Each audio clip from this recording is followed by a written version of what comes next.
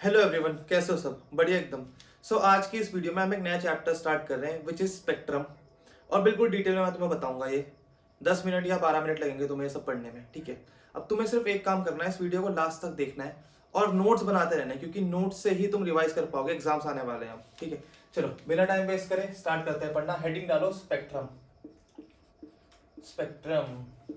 और चलो चलते हैं एक स्टोरी टाइम पे, ठीक है? अब बहुत पुराने टाइम की बात है, एक साइंटिस्ट थे। Long time ago there was a scientist named sir Isaac Newton, ठीक है? नाम तुमने सुना ही होगा, बहुत फेमस है ये साइंस के वर्ल्ड में, ठीक है? उन्होंने हमारे लॉज ऑफ मोशन भी दे रखे हैं। उन्होंने क्या करा, लाइट के साथ एक एक्सपेरिमेंट करा। उस एक्सपेरिमेंट क्या करा उन्होंने, अपने जो रूम था, उनकी लैब थी, उसके सारे खिड़की दरवाजे कर दिए उन्होंने बंद, ठीक है? कार्डबोर्ड लगा के बंद कर दिया, ऐसे बंद कर दिया कि अंदर लाइट आ ही ना पाए।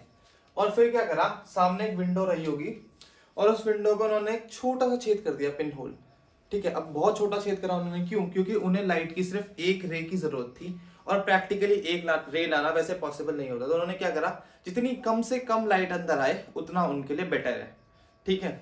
चलो, और अंदर उन्होंने रूम डार्क क्यों रखा?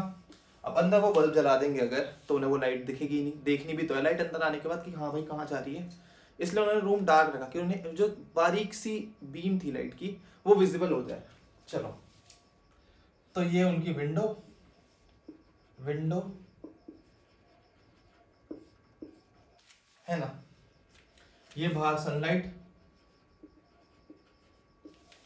विंडो पर उन्होंने क्या करा, बहुत छोटा अपर्चर, वेरी स्मॉल होल या अपर्चर। अपर्चर मतलब क्या होता है?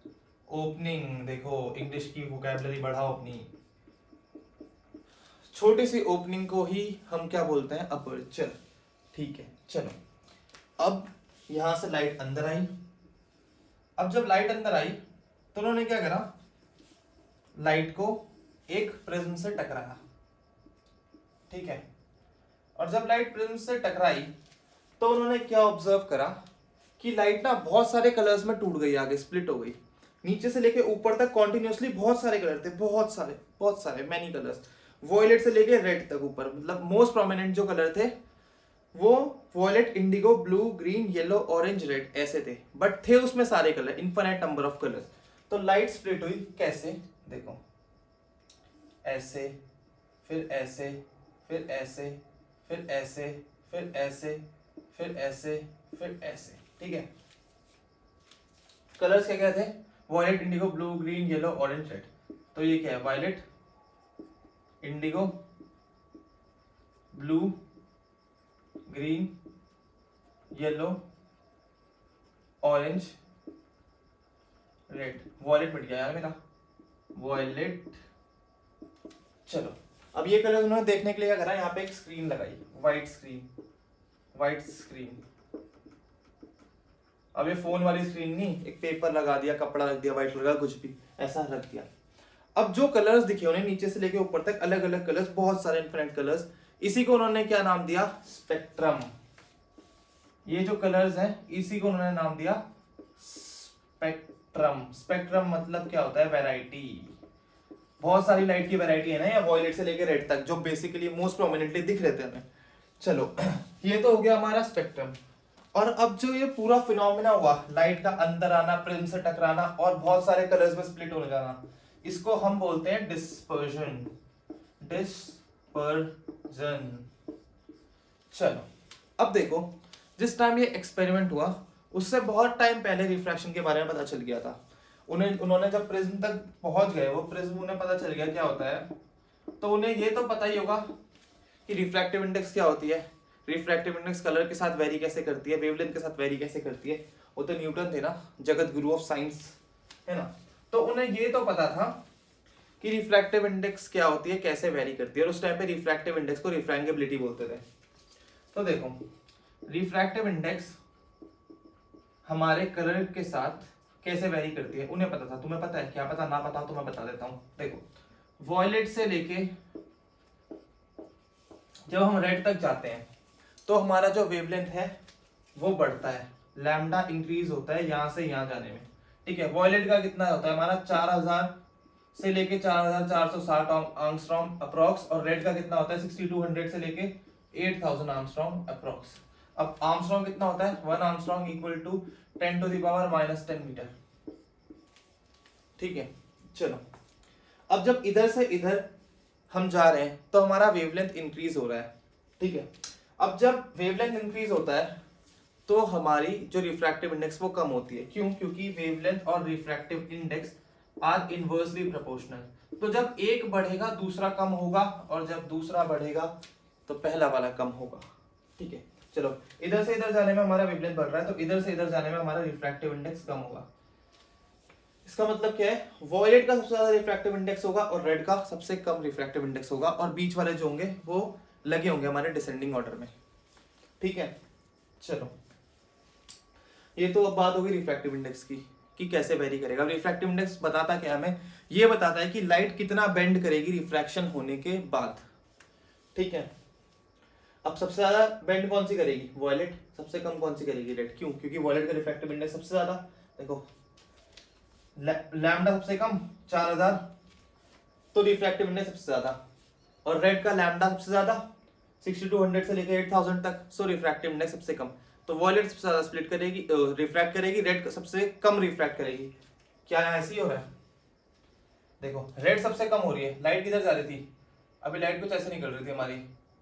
ठीक है, इसे हटा देता हूं। सबसे कम रिफ्रैक्ट कौन सी, सबसे कम बेंड कौन सी हुई, रेड। और सबसे ज्यादा कौन सी बेंड हुई, वॉयलेट।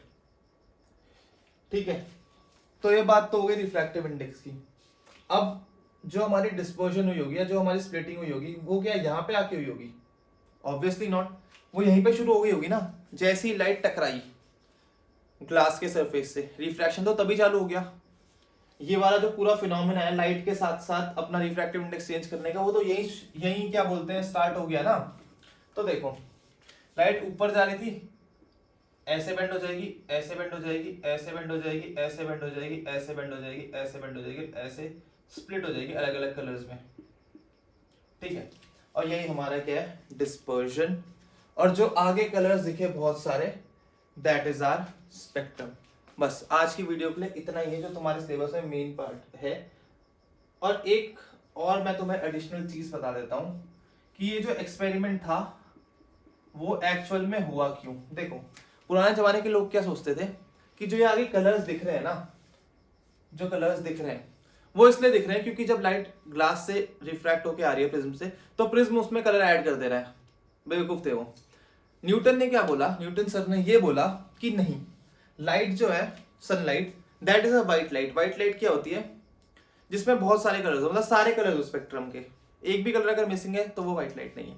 उन्होंने क्या बोला, sunlight is a white light, इसीलिए वो जब रिफ्रैक्ट होती है प्रिज्म से तो अलग अलग कलर्स के साथ अलग अलग बेंडिंग होती है, क्योंकि सबका रिफ्रैक्टिव इंडेक्स अलग है। इसी वजह से हमें जब रिफ्रैक्ट होके वो पूरी आगे निकलती है तो बहुत सारे कलर्स में दिखती है।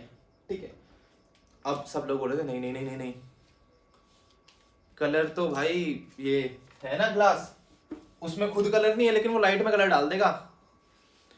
इसी को सर आइजैक न्यूटन ने फेल करा, मतलब जो लोगों के ओपिनियन थे उसको उन्होंने क्या करा, हटो बेकार है तुम्हारे ओपिनियन।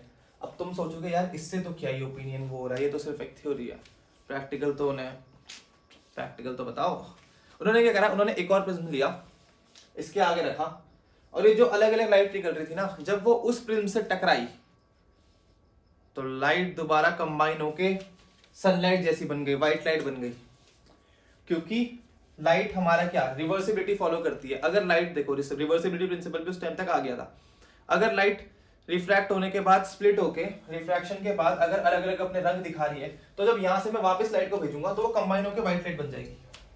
यही उन्होंने करके दिखाया। ठीक है, और इसीलिए है वो न्यूटन भाई, सबके इतने बड़े बड़े डाउट सॉल्व करते हैं वो। ठीक है, चलो तो दैट्स अप फॉर टुडे। अगर लेक्चर पसंद आया तो सब्सक्राइब कर लो चैनल को, क्योंकि मैं ऐसे ही अपलोड्स करता रहता हूँ। और प्लीज़ लाइक कर देना अगर सब अच्छा आया, अच्छा लगा और समझ में आया होगा। ठीक है, तुम्हें ओके, बाय बाय।